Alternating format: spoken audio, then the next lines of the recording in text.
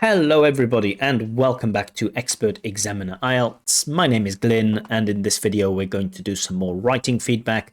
We have another IELTS academic essay writing task 2 and we start as always by reading the question, rereading the question, making sure that we understand what we need to do in this question, in this task, and also thinking a little bit about structure. So let's take a look. Prison. Okay, so it's going to be about criminal justice. Prison is an effective punishment for people who break the law. Okay, so this is just a debatable sentence. Prison is an effective punishment for people who break the law. To what extent do you agree or disagree? Okay, cool. Nice, straightforward. So my approach to this is always, pick a side, agree or disagree. You can take the middle position, you can partially agree. I think it's easier just to pick a side. In the introduction here, I would like, I think the best way to set up an essay in an introduction is to give one broad sentence, a background sentence about the subject, and the main broad subject is, criminal justice, punishment for people who break the law. And then after we get that broad sentence, I think then we should refer to the question, paraphrasing this part. There is the idea that, punishment is the best or not the best. We want to make sure that we're paraphrasing precisely that prison is a good way of punishing people. And then this is to what extent do you agree or disagree. It's important in the introduction that I see what the candidate's position is. I don't need to know the reasons why the candidate holds that position, but in the introduction, I need at least to see if the candidate agrees or disagrees. So background sentence about the subject, a reference to this question, and then stating the position, agree or disagree. Now, if you agree, you'll have body paragraph 1, reason 1 why you agree, body paragraph 2, reason 2 why you agree, and in the conclusion, you'll have a short summary of your main ideas and then some type of reflective comment, right? Simple approach. Not everyone follows this simple approach. People have their own ideas and they, there are different people with different IELTS essay structures. I think my one is the simplest one to follow and I think it's the best one to follow, but certainly you can get a band 9 following different structures. Absolutely. There's never, ever, one way to do this. There's always a couple of ways to write an essay, but okay. Let's have a look at what the candidate has given us then. So first of all, I want to check the paragraphing. Okay, introduction looks slightly short. Body paragraph, third body paragraph, interesting. And then a very short conclusion. So, I noticed the trend in Uzbekistan that people tend to write their essays the same way. Sorry, let's scroll up. The structure that many people in Uzbekistan follow is a mechanical paraphrase of this, and then saying whether you agree or disagree and your reasons why, but keeping it as short as possible. Then 2 or 3 body paragraphs, and then a conclusion which is as short as possible. I don't think that's, the best conclusion, but okay. Again, I'm not going to be, I'm not going to have tunnel vision here, and I'm not going to punish people for not following my structure. I'm only going to check it according to the IELTS criteria. So let's see what we have. Just want to check the words. It looks fine in terms of word count. Tools, word count, 272. Okay, fine, cool, awesome. All right. And see, this is immediately the problem. When people tell you, oh, just paraphrase this thing mechanically, it can be difficult. And so we get things like sentencing, incarceration of criminals. That doesn't make sense. Sentencing, incarceration of criminals. I don't know what that means as a subject. Sentencing, incarceration of criminals. And this is this mechanical attempt at paraphrasing, now we've fallen short. Sentencing incarceration of criminals. And again, it's why I like simple background sentences about the subject in general to begin the essays, because it gives the reader also a time to breathe and settle in to the task. Whereas, if you're an examiner and you pick up this essay, okay, the next essay, you pick it up and you read it. Sentencing incarceration of criminals is often viewed, and immediately you think, oh no, oh no, this is gonna be a struggle to read it. Simple language, clear language is always better. Sentencing incarceration of criminals. I don't know what that means. Is often viewed as an effective deterrent. Punishment, deterrent, part of a punishment should be deterrent, but punishment and deterrent, they are not synonyms. Punishment is kind of saying, okay, you did something bad and now you need to experience something bad.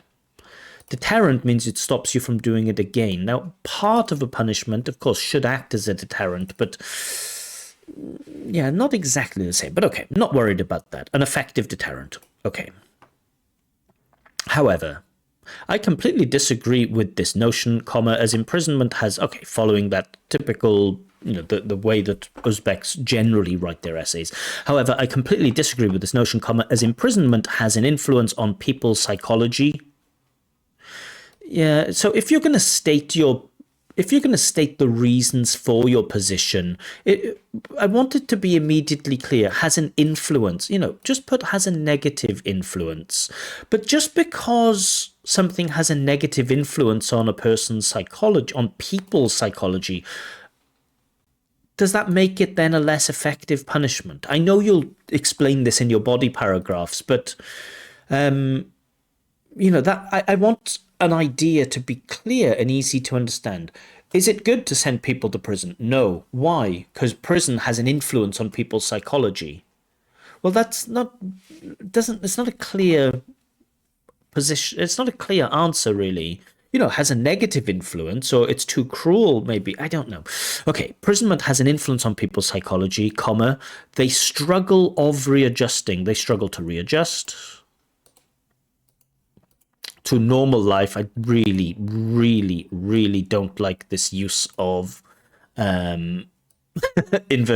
these use of speech marks, inverted commas. It's okay, and this is also a runoff sentence, so there's no and here. Has an influence on people's psychology, and they struggle to readjust to normal life. So this is something called a runoff sentence. We need this and here. So, and now I'm thinking, well, the logical organization of the work is going to be odd, because the candidate has stated two reasons. Imprisonment has an influence on people's psychology, and prisoners, struggle to readjust to normal life outside prison. Okay, you have 2 points, but then you have 3 body paragraphs. So why would you introduce 2 points in your introduction and then have 3 body paragraphs? So that's going to be strange. So I'm interested to see how you look at it. So as an introduction, the positive thing, the most obvious positive thing, is the candidate has stated their position. Bravo. Great. I don't like this awkward jump into the subject. I feel it's a bit too forced. This is a little bit unclear.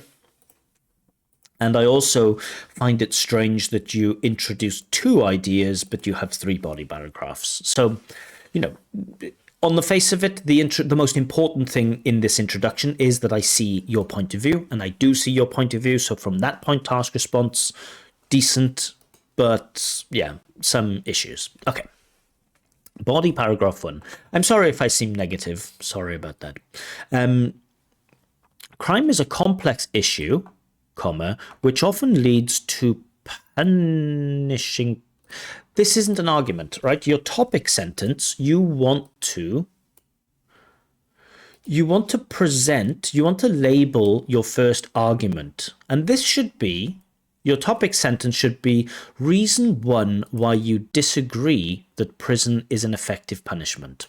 The first reason why imprisoning criminals is an unsuitable punishment is that The topic sentence really should be your argument. This isn't an argument. Crime is a complex issue. That's a general statement, which often leads to punishing people with prison. This isn't an answer to the question, why do you disagree that prison is an effective punishment? Or why is prison not an effective punishment? Prison is not an effective punishment because crime is a complex issue which often leads to punishing people with prison. It isn't a response to that question. Sorry. So let's see how deep into the paragraph we have to get before we reach a reason why prison is not an effective punishment. It is commonly used against serious offences. Candidate is explaining why we have prison. That's not what you have to do here. Like murdering and terrorism. Murder and terrorism, the crime is murder. Okay, candidate is explaining why people are sent to prison. Don't need to do that. I want to know whether you think prison is an effective punishment or not and why. I don't need you to tell me, especially in the body paragraphs, I don't need you to tell me why people are sent to prison. Okay, the simplest logic behind prison sentences is making sure to prevent, I don't love this. Making sure, I think, setting this up more easily would be making sure that people don't reoffend. And again, the candidate is explaining to me why people are sent to prison. To prevent making sure to prevent dangerous individuals from society. The simplest logic behind prison sentences is making sure to prevent dangerous individuals from society. No idea what that means. Sorry, I just don't know what that means. I'm sorry. Keeping criminals behind bars helps the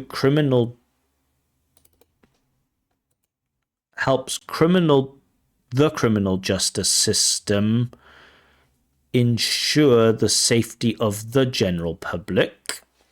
So we need that article there, of the general public. This in turn deters crime. Okay, so I want to delete all of this paragraph. This paragraph explains to me why people are sent to prison. Your task is to explain to me, do you agree that prison is an effective punishment? Or do you disagree that prison is an effective punishment? If you want to put background information about what prison is and why people are sent to prison, that background information should go in the introduction.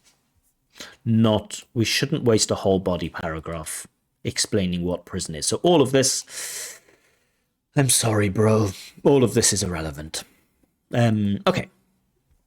So let's see if we get into the candidate's arguments yet. So probably then the next paragraph will be, prison is not effective because it has an influence on people's psychology. Let's see if that's what we get. Despite having...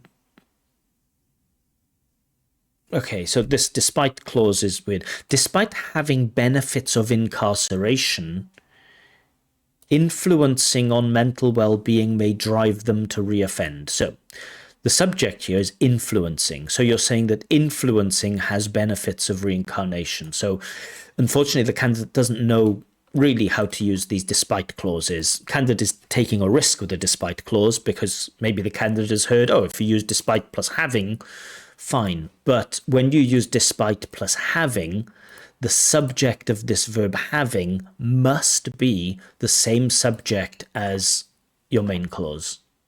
And the subject of the main clause is influencing on person's mental well-being, which, that's a strange subject, but that is not the same subject as this verb having. So maybe this is a lot of difficult, linguistic jargon, Maybe it's easier to say candidate just doesn't really understand how to use despite clauses, but okay, there's an attempt.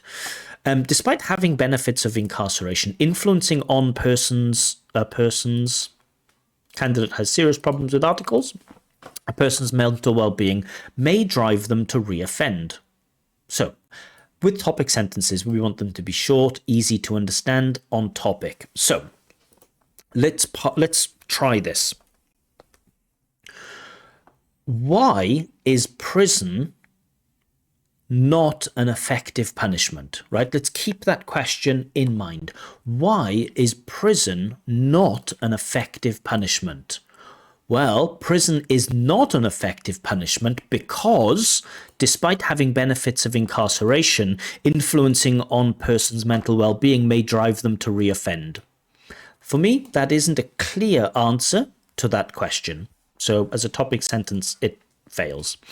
While in prison, inmates are completely oblivious to major global events. This is an overgeneralization. It's just not true. It might be true in some prisons, but prisoners are not completely oblivious to major global events. They often have access to the news. They often have visitors who come and speak to them. Sometimes they have TV. They have guards that inform them. This is an overgeneralization that take place beyond the prison walls. Padding, fluff, don't need it. Comma meaning, yeah, it's not academic at all. Comma meaning they struggle to reintegrate. Okay, those two things are, well, maybe. And it really seems that the candidate is trying to link here these two main ideas. Now, these two main ideas that you've presented in the introduction should be in two different body paragraphs, but the candidate is linking them in one, meaning they struggle to reintegrate into the community outside the lockup. They can't simply try to avoid using contractions in academic writing. You know, it's not a huge problem, but just try not to use, instead of can't, use cannot. They simply can't, simply slot back again their previous roles. So to slot back a role, slot back into their previous roles. Slot back is a little bit informal, but nice. Slot back into their previous roles they held and their friendships they had formed. Okay, good use of past perfect, but good bit of grammatical accuracy here. Well done. The stigma surrounding incarceration leads somebody to treat former prisoners differently. Leads employers, leads members of the public, leads everyone. So leads somebody to do something. To treat former prisoners differently, lose touch with loved ones. So the stigma surrounding incarceration leads to lose touch with loved ones and having limited employment prospects. So thinking in terms of task response, I do see a bunch of reasons why the candidate disagrees that prison is an effective punishment, right? It has a negative influence on the person's well-being. That isn't developed at all. The idea that, prison negatively affects a person's mental well-being, that isn't, and drives them to reoffend, that isn't developed at all. The candidate moves on to a different point, that it's difficult to reintegrate. So there are ideas there, but almost no supporting evidence. A little bit of an explanation. Okay. Not all crimes are extremely violent, however. Okay, off topic. Again, we want our topic sentences to be nice, clear answers to the main question. Do you agree or disagree that prison is an effective punishment? I disagree that prison is an effective punishment. Why do you disagree that prison is an effective punishment? I disagree that prison is an effective punishment because not all crimes are extremely violent. It's not an answer to the question. Sorry. There are victimless crimes that can be grappled. I don't know how you grapple a crime without the thought of problems with articles, so systemic problems with articles, the thought of sending people, it's not the thought, it's the act of sending people to prison. An alternative solution for minor, okay, you don't need to provide an alternative solution, you just need to say why prison is ineffective. But okay, let's get through this quickly. An alternative solution for minor crimes could be community service, cool, but does that mean that prison is not an effective punishment? Okay. Aiming to rehabilitate. Okay, nice bit of vocab here. Good stuff. Aiming to rehabilitate the offender while also benefiting the community. Fair point. For instance, Scandinavian countries are particularly popular for their... Are they popular? Are they known for, maybe? Are known... I don't know. Particularly for their efforts to focus on rehabilitation, meaning they try to educate offenders. Okay, you're just saying Scandinavian countries do this and it's well known, but we want to say that this is effective. We want to point to the success of Scandinavian countries. It isn't enough just to say that they do it with the purpose of changing criminals in a positive way, but we want to say, hey, these people in Scandinavia do this and look at their results. Not let's look at their purpose, but let's look at the results. If Scandinavia doesn't send their people who break the law to prison, they re-educate them, and this is good. These are the benefits of doing that. Then this is good for everyone else to do. So you don't point out those benefits. And also, yeah, if you're going to mention your main points in the introduction, you should mention, this point in the introduction too. But okay. In conclusion, although imprisonment ensures the safety of society, prioritizing rehabilitation systems leads to a reduction in recidivism, maybe. Leads to a reduction in recidivism. Okay. Task response. I'm going to go with 5. You might think, well, no, it should be 6 because the points, I just don't think there's any support. It's not just that the support is weak and inadequate. The support is just lacking. So the main ideas are really difficult to understand. You have to really go looking for them. You have to infer in many places the candidate's main ideas. So task response for me, 5. Coherence and cohesion, I'm going to go with 6 for that. We have 5 paragraphs. One paragraph is totally off topic.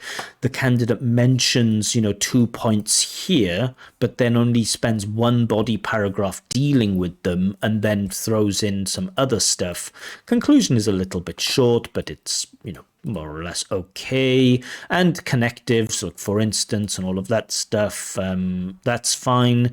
Some more signposting language in the topic sentences would be nice. The first reason why prison is ineffective is another reason why we shouldn't incarcerate prisoners is that or even just a firstly, secondly.